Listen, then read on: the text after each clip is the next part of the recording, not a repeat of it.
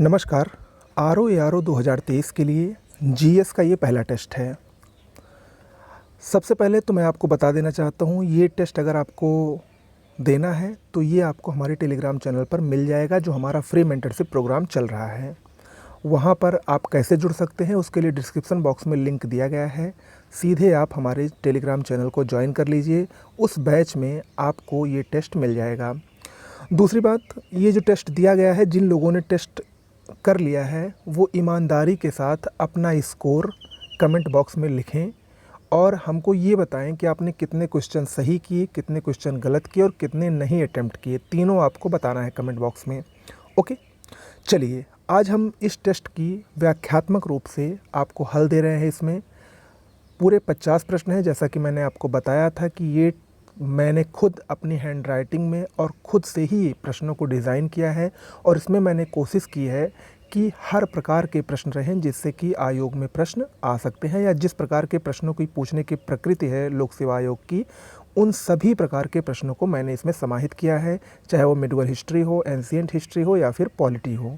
Okay, आप लोगों को ये टेस्ट कैसा लगा, इनके प्रश्न कैसे लगे, आप लोग कमेंट बॉक्स में ये भी हमको लिखकर बता सकते हैं। ओके, चलिए जल्दी से हम शुरुआत करते हैं और एक एक प्रश्नों का हल देखते हैं। पहला प्रश्न है, भारतीय संविधान के किस भाग में आपातकाल का उपबंध किया गया है? आपातकाल की प्रक्रिया, ये भाग 18 से संबंधित है, यानी ऑप्शन डी इसमें सही होगा। देखिए इसके जो और भाग है, ये चारों भाग बहुत ही महत्वपूर्ण है। भाग 15 ये निर्वाचन से संबंधित है। भाग 16 ये कुछ वर्गों के विशेष उपबंध से संबंधित है। भाग 17 आपका राजभाषा से संबंधित है, जबकि भाग 18 ये आपातकाल से संबंधित है। ओके, चलिए दूसरा प्रश्न है, राष्ट्रपति पर महाभियोग चलाने के लिए न्यूनतम कितने सदस्यों का हस्ताक्षर आवश्यक होता है? राष्ट्रपति पर महाभियोग की प्रक्रिया अनुच्छेद 61 में दी गई है। ठीक है, 61 आर्टिकल 61 में दिया गया है।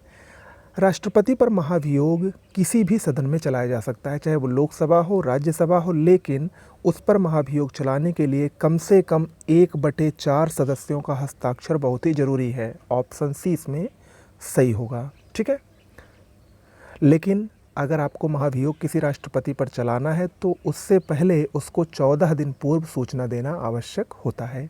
ये सब ज़रूरी बातें हैं महाभियोग की। अगला प्रश्न है, इंटरेस्टिंग प्रश्न है ये, 26 नवंबर 1949 को संविधान को अंगीकार करते समय संविधान के कितने अनुच्छेद प्रभावी हो गए थे? यहाँ पर बात हो रही है जब 26 नवंबर 1949 को भारतीय संविधान को अंगीकृत किया गया था तो उस समय कितने अनुच्छेद प्रभावी थे? देखिए उस समय कुल 16 अनुच्छेद प्रभावी हुए थे। ऑप्शन डी इसमें सही होगा, कुल 16 अनुच्छेद।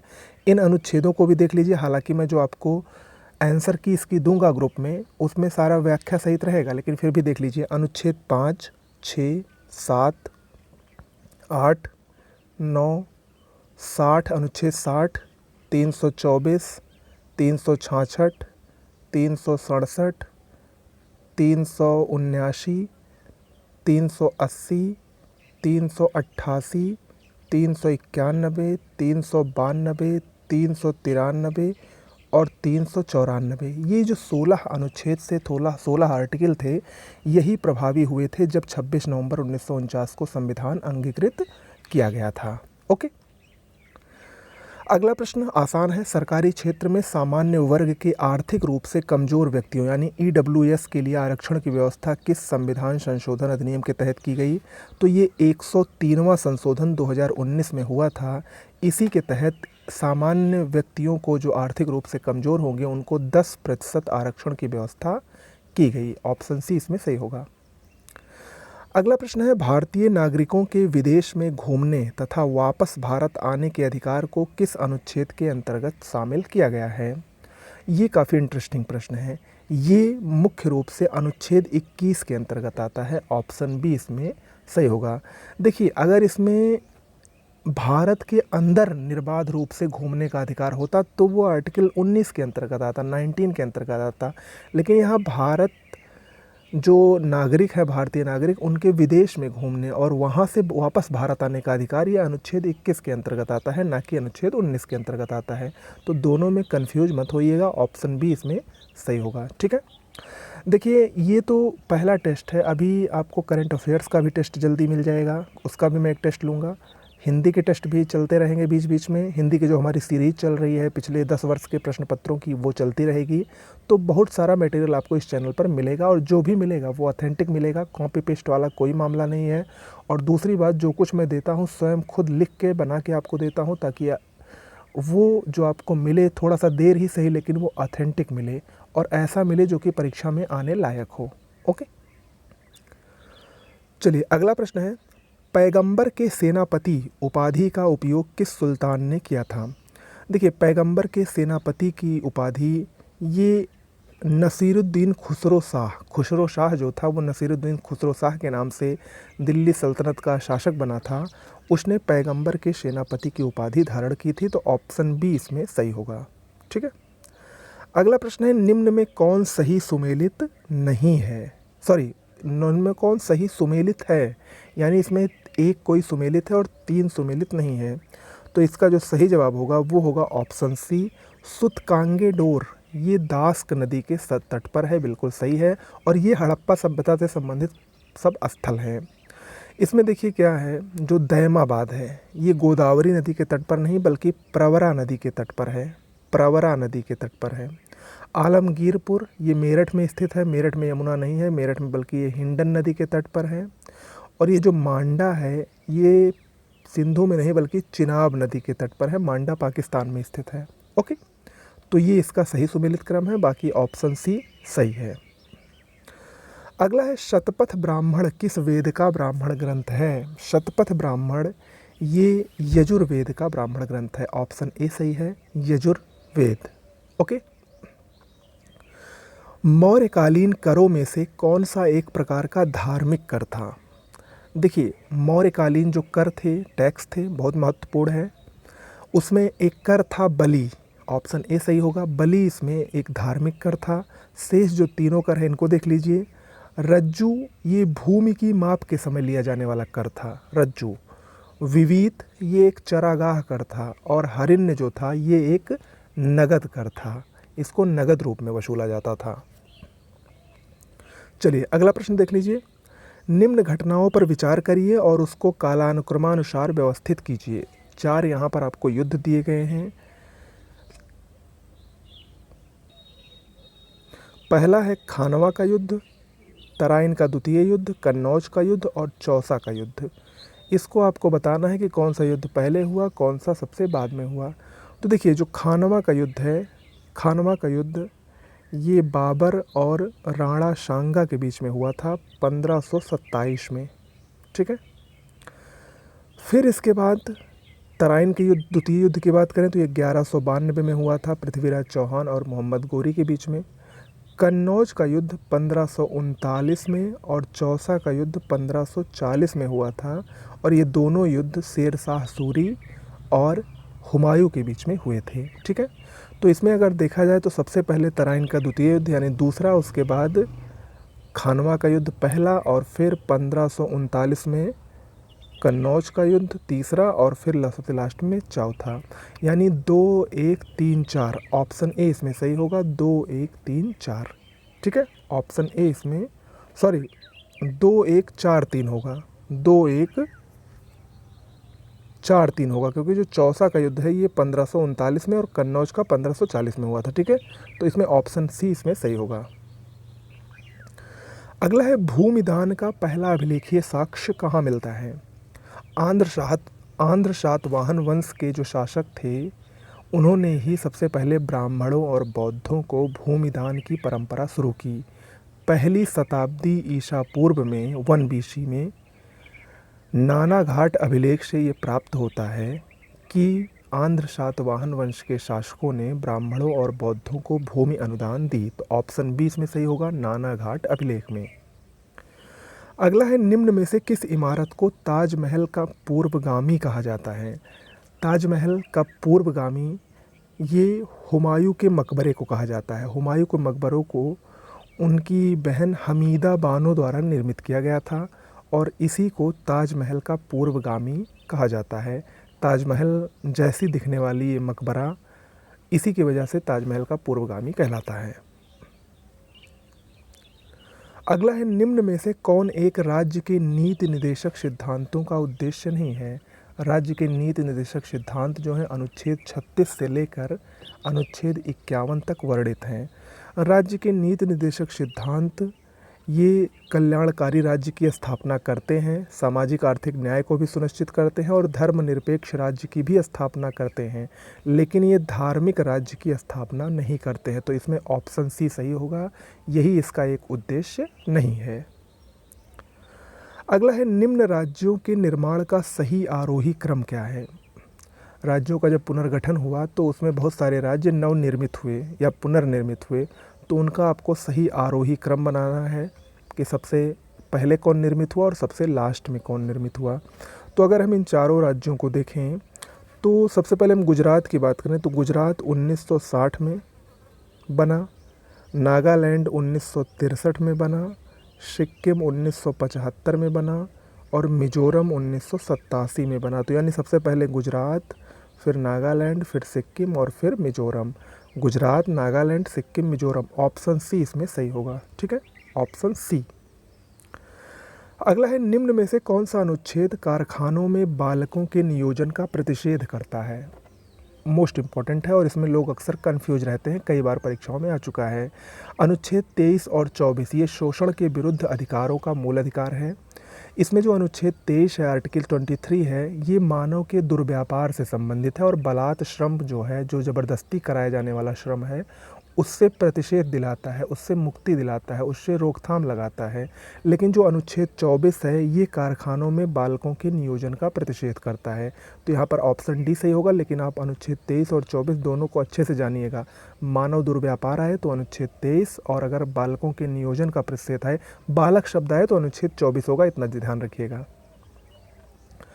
अगला है, उत्तर वैदिक काल में कृषि का देवता किसको कहा गया।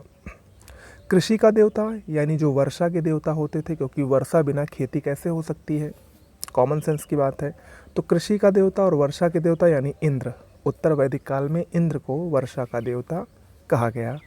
ऑप्शन बी इसमें सही है। और ऋग्वेद में आपको पता है सबसे अधिक मंत्र इंद्र पर ही हैं, लगभग 250 मंत्र। अगला है, गुप्तचर प्रणाली का वर्णन करने वाला प्रथम ग्रंथ कौन है। गुप्तचर प्रणाली का वर्णन प्रथम ग्रंथ जो होता है वो ऑप्शन बी अर्थशास्त्र में है। पहली बार अर्थशास्त्र में गुप्तचर प्रणाली का वर्णन किया गया। जो गुप्तचर होते थे इनको गुप्त पुरुष कहा जाता था, गूढ़ पुरुष कहा जाता था। क्या कहा जाता था, गूढ़ पुरुष। और इनका जो प्रमुख होता था उसको महामात्य सर्प कहा जाता था। अगला प्रश्न है, निम्न में से किस मुगल सम्राट को उसकी मृत्यु के पश्चात अर्श आशियानी कहा गया। अर्श आशियानी माने स्वर्ग से उत्पन्न होने वाला। ये अकबर को कहा गया। अकबर चूँकि अपने सामाजिक और धार्मिक नीति के कारण विश्वविख्यात था, इसीलिए इसकी मृत्यु के बाद इसको अर्श आशियानी यानी स्वर्ग से उत्पन्न एक सेनानायक माना गया। मशाहत निम्न में से किससे संबंधित था। मशाहत जो थी ये एक प्रकार की भूमि थी। ऑप्शन ए सही होगा, खासकर ये मुग़ल काल में बहुत ही प्रचलित था। तो ऑप्शन ए इसमें सही होगा, ये भूमि से संबंधित था। अगला प्रश्न है, निम्न में से मौर्य काल में कौन शिक्षा का प्रमुख केंद्र नहीं माना जाता था। देखिए, मौर्य काल में वाराणसी, तक्षशिला और उज्जैन ये शिक्षा के सबसे प्रमुख केंद्र थे। नालंदा मौर्य काल में शिक्षा का केंद्र नहीं माना जाता था। ऑप्शन ए इसमें सही है। नालंदा आगे चलकर आपको पता है कि नालंदा विश्वविद्यालय गुप्त काल में बना, तो गुप्त काल में इसका महत्व अधिक बढ़ा था। अगला है, किस संविधान संशोधन अधिनियम द्वारा सहकारी समितियों को संवैधानिक स्थान और संरक्षण दिया गया। सहकारी समितियों को 97वां 97th जो अमेंडमेंट था वो 2012 में हुआ था, उसके द्वारा संवैधानिक स्थान और संरक्षण दिया गया। और जब ये संशोधन हुआ तो सहकारी समितियों को भाग 9B में जोड़ा गया। इसके अलावा अनुच्छेद 43B में भी इसका जिक्र है और अनुच्छेद 19(1)(c) में भी इसका जिक्र है, यानी मूल अधिकार, निर्देशक तत्व और भाग, ये तीनों जगह इसका जिक्र है और तीनों जगह ये पूछता है। अगला प्रश्न है, निम्न कथनों पर विचार कीजिए। दो कथन दिए गए हैं और आपको बताना है कौन सा इसमें सही नहीं है। भारत और अमेरिकी दोनों संविधान में संघीय राज्य व्यवस्था को अपनाया गया है। भारत में एकल नागरिकता जबकि अमेरिका में दोहरी नागरिकता का प्रावधान है।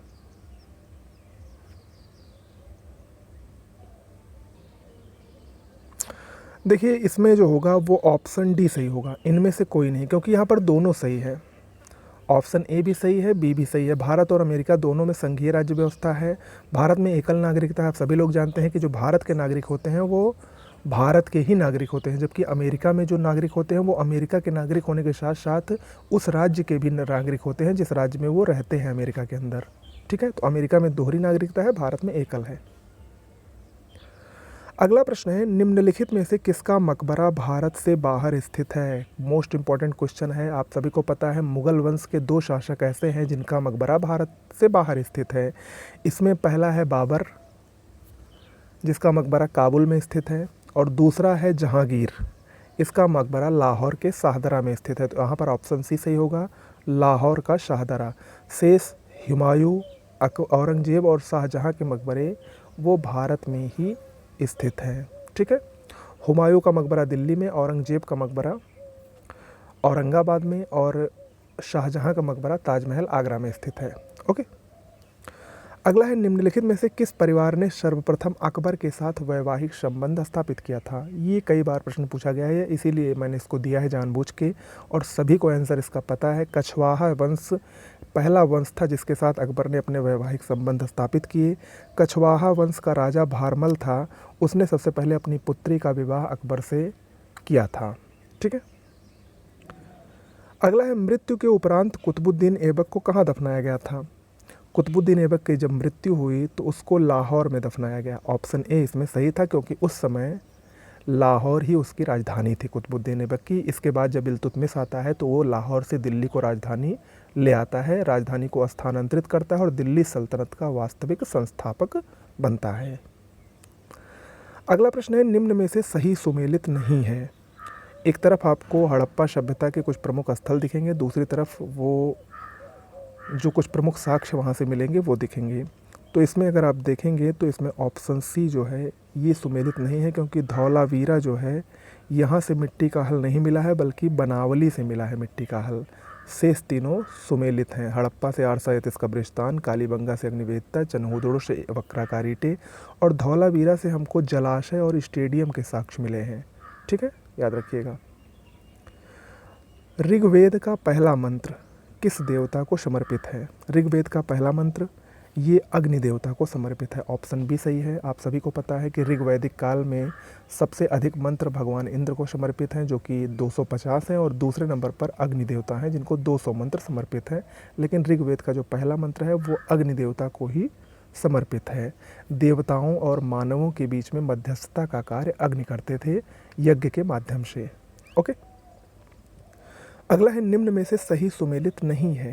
ये कुछ प्रमुख विभाग हैं और उनके संस्थापक हैं, इसमें से एक कोई सुमेलित नहीं है सही, आपको बताना है।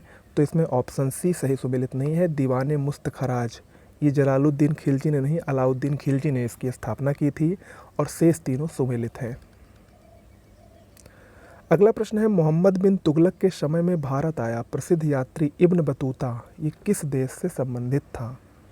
देखिए, मोहम्मद बिन तुगलक के काल में इब्न बतूता भारत आया था, जिसने अपनी एक पुस्तक लिखी अरबी भाषा में जिसका नाम था रेहला।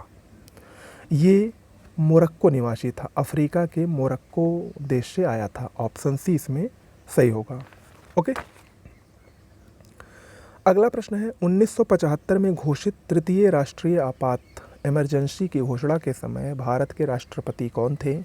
जब 1975 में इमरजेंसी की घोषणा की गई थी तो उस समय भारत के राष्ट्रपति फ़खरुद्दीन अली अहमद थे। ऑप्शन सी इसमें सही होगा। अगला है, निम्नलिखित में से किस प्रकार के शिक्षा संस्थानों में धार्मिक शिक्षा पूर्ण रूप से प्रतिबंधित है। देखिए और बताइए, धार्मिक शिक्षा पूर्ण रूप से प्रतिबंधित किस प्रकार के संस्थानों में है। तो ये होगा ऑप्शन सी। राज्य निधि से जो पूर्णतः पोषित संस्थान हैं उसमें धार्मिक शिक्षा पूर्ण रूप से प्रतिबंधित है। ओके। अगला है, समस्त भारत या इसके किसी भाग में कानून बनाने का अधिकार किसे दिया गया है? समस्त भारत या इसके किसी एक भाग में कानून संसद बना सकती है। इसके लिए एक आर्टिकल है 245, आर्टिकल 245 के अनुसार संसद भारत के किसी भाग में या समस्त भारत में कानून बनाने का अधिकार रखती है। ओके। अगला है, निम्न में कौन सा कथन असत्य है? 4 कथन दिए गए हैं, देख के पढ़िए और बताइए। देखिए, इसमें जो पहला कथन है, राष्ट्रपति को महाभियोग के द्वारा हटाया जा सकता है, पद से बिल्कुल सही है, सत्य है। राज्यपाल राष्ट्रपति के प्रसाद पर्यंत पद धारण करता है, बिल्कुल सही है। राज्यपाल को क्षमादान की शक्ति प्राप्त है, बिल्कुल सही है। लेकिन राज्यपाल की नियुक्ति एक कॉलेजियम प्रणाली से नहीं होती है, राज्यपाल की नियुक्ति राष्ट्रपति करता है। और ये जो कॉलेजियम प्रणाली है, इसके द्वारा न्यायाधीशों की नियुक्ति होती है सुप्रीम कोर्ट और हाई कोर्ट में। ओके। अगला प्रश्न है, निम्न में से कौन सही सुमेलित नहीं है? ये कुछ युद्धों के नाम दिए गए हैं और उनका सन दिया गया है, आपको बताना है कि कौन सा सही सुमेलित नहीं है। तो इसमें ऑप्शन जो ए है, घाघरा का युद्ध, यही सुमेलित नहीं है। ये 1529 में हुआ था, 1529 में हुआ था, बाबर और अफगानों के बीच में हुआ था, न कि 1530 में। बाकी शेष तीनों सही सुमेलित हैं। हल्दी घाटी का युद्ध अकबर और महाराणा प्रताप के बीच में 1576 में। दीन-ए इलाही की स्थापना अकबर ने 1582 में की थी और मनसबदारी व्यवस्था भी अकबर ने ही 1575 में स्थापित किया था। अगला है, निम्न में से किस शासक ने शाहरुख नामक सिक्का चलाया था? पानीपत का जब प्रथम युद्ध जीता बाबर ने, तो उसके उपलक्ष्य में उसने शाहरुख नामक सिक्का चलाया था। ऑप्शन बी इसमें सही है, बाबर ने शाहरुख नामक सिक्का चलाया था। ठीक है। जहांगीर ने निसार नामक सिक्का चलाया था, याद रखिएगा। अगला है, निम्न में से किस शासक ने इक्ता व्यवस्था का प्रचलन किया था? इक्ता व्यवस्था, ये प्रचलन करने वाला बहुत ही आसान प्रश्न है, ये इल्तुतमिश ने किया था। ऑप्शन बी इसमें सही है।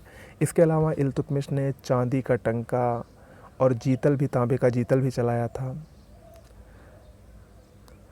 अगला है, ऋग वैदिक कालीन देवताओं में ऋतस्य गोपा किसे कहा गया है? ऋतस्य गोपा का मतलब होता है जल और ऋतुओं का रक्षक, और ये वरुण को कहा गया है। ऑप्शन सी सही है, वरुण।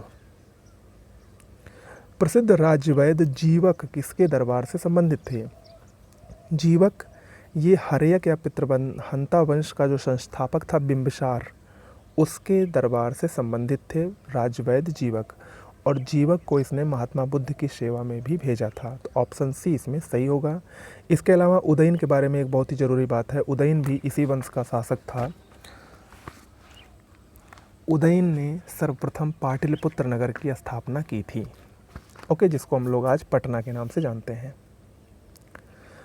अगला प्रश्न है, निम्न में से किस शासक को राजमुंदरी अभिलेख में विश्व का खान कहा गया है? विश्व का खान राजमुंदरी अभिलेख में मोहम्मद बिन तुगलक को कहा गया है। ऑप्शन ए सही है। मोहम्मद बिन तुगलक, जिसको पढ़ा लिखा मूर्ख शासक कहा जाता है या बुद्धिमान मूर्ख शासक कहा जाता है, इसको राजमुंदरी अभिलेख में विश्व का खान कहा गया है। अगला है, संविधान की 6ठी अनुसूची निम्न में से किस राज्य से संबंधित नहीं है? देखिए, संविधान की 6ठी अनुसूची में 4 राज्यों का स्पेशल जिक्र है, वहाँ के जनजातीय प्रशासन से संबंधित है। त्रिपुरा, मेघालय, असम और मिजोरम। मणिपुर इसमें शामिल नहीं है, तो ऑप्शन डी इसमें सही होगा, मणिपुर की जगह मिजोरम है। ओके।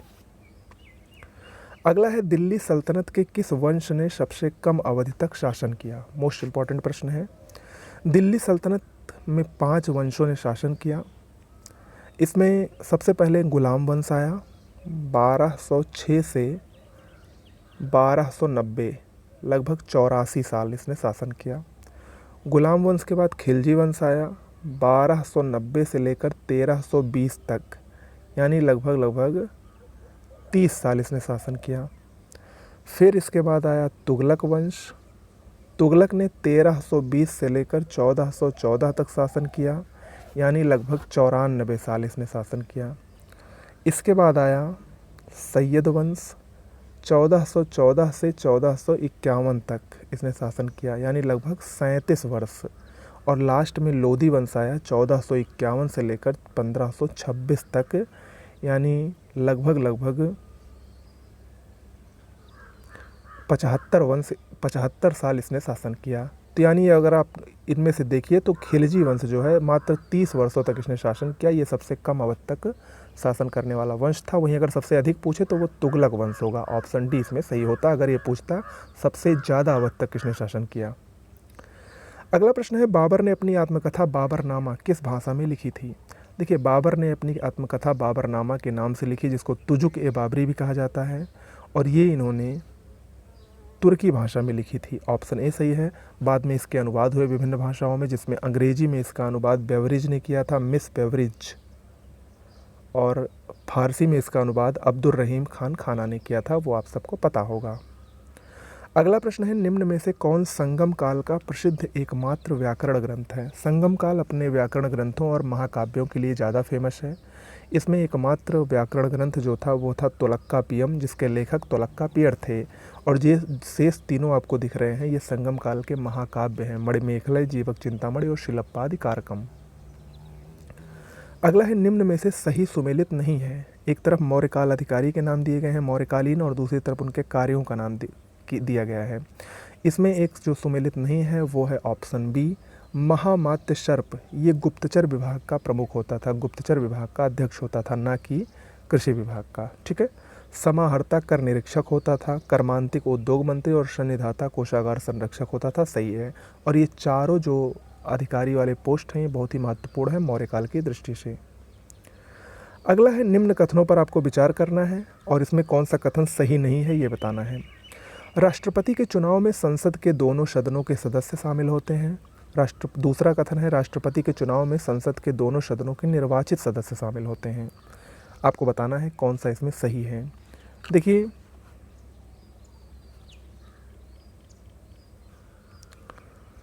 इसमें ऑप्शन बी सही होगा, इसमें ऑप्शन सी सही होगा, केवल 2, क्योंकि राष्ट्रपति के चुनाव में संसद के दोनों सदनों के निर्वाचित सदस्य शामिल होते हैं। इसमें अगर ऊपर वाले में देखें तो लिखा है सिर्फ दोनों सदनों के सदस्य शामिल होते हैं। सदस्य में निर्वाचित और मनोनीत दोनों आ जाते हैं, जबकि जो मनोनीत सदस्य होते हैं वो राष्ट्रपति के चुनाव में भाग नहीं लेते हैं। तो इसलिए इसमें ऑप्शन सी सही होगा, केवल 2। राष्ट्रपति के चुनाव में संसद के दोनों सदनों के यानी लोकसभा और राज्यसभा के निर्वाचित सदस्य, इसके साथ साथ विधानसभा के भी निर्वाचित सदस्य और दिल्ली और पौंडीचेरी विधानसभा के भी निर्वाचित सदस्य इसमें भाग लेते हैं। ओके। इनमें से किसकी नियुक्ति राष्ट्रपति द्वारा नहीं की जाती है। तो इसमें ऑप्शन बी सही होगा, महाधिवक्ता। इसकी नियुक्ति राज्यपाल द्वारा होती है, ना कि राष्ट्रपति द्वारा, जबकि महान्यायवादी, महालेखा परीक्षक और राजभाषा आयोग का अध्यक्ष की नियुक्ति राष्ट्रपति ही करता है। अगला प्रश्न है, निम्न में से किस शासक ने नालंदा विश्वविद्यालय की स्थापना करवाई। नालंदा विश्वविद्यालय की स्थापना कुमारगुप्त ने की थी, और कुमारगुप्त की एक उपाधि थी महेंद्रादित्य। तो इसीलिए ऑप्शन सी इसमें सही होगा, महेंद्रादित्य। अगला है, कौन सही सुमेलित नहीं है। ये महाजनपद है और उनकी राजधानियां हैं। इसमें अगर आप देखें तो ऑप्शन डी जो है आसान सा प्रश्न है, अंग की राजधानी चंपा थी, ना कि राजगृह थी। ठीक है, मगध की राजधानी राजगृह थी। ओके, शेष तीनों बिल्कुल सही है, जिसमें जो अश्मक है ये 16 महाजनपदों में दक्षिण भारत में स्थित एकमात्र महाजनपद था। अगला है, भारत में हूण सत्ता की स्थापना किसके नेतृत्व में हुई थी। हूण जो थे वो मध्य एशिया की एक बर्बर जाति थी। तोरमाड़ जो हूणों का नेता था, इसी के नेतृत्व में भारत में हूण सत्ता की स्थापना हुई थी। ऑप्शन ए इसमें सही है। अगला और अंतिम प्रश्न है, सुमेलित नहीं है, अनुच्छेद और उपबंध से संबंधित हैं, सभी राष्ट्रपति से संबंधित हैं। इसमें अगर आप देखें तो ऑप्शन सी ये सुमेलित नहीं है, क्योंकि आर्टिकल जो 54 है ये राष्ट्रपति की पदावधि से नहीं बल्कि राष्ट्रपति के निर्वाचन से संबंधित है। ठीक है, तो ऑप्शन सी इसमें सही नहीं होगा, जबकि जो राष्ट्रपति की पदावधि है उससे संबंधित अनुच्छेद 56 है। ओके, तो ये रहा आज का आप लोगों का टेस्ट का व्याख्यात्मक हल। उम्मीद करते हैं कि आप लोगों को पसंद आया होगा। अच्छा लगा हो तो चैनल को प्लीज़ लाइक कर दीजिएगा, सब्सक्राइब कर लीजिएगा, वीडियो को लाइक कर दीजिएगा, और कमेंट बॉक्स में अपने उत्तर ज़रूर लिखकर बताइएगा कि आपका कितना सही हो रहा है। इसके अलावा अगर आप हमारे फ्री मेंटरशिप प्रोग्राम से जुड़ना चाहते हैं तो टेलीग्राम चैनल का लिंक दिया गया है, उससे सीधे आप जुड़ सकते हैं। नमस्कार।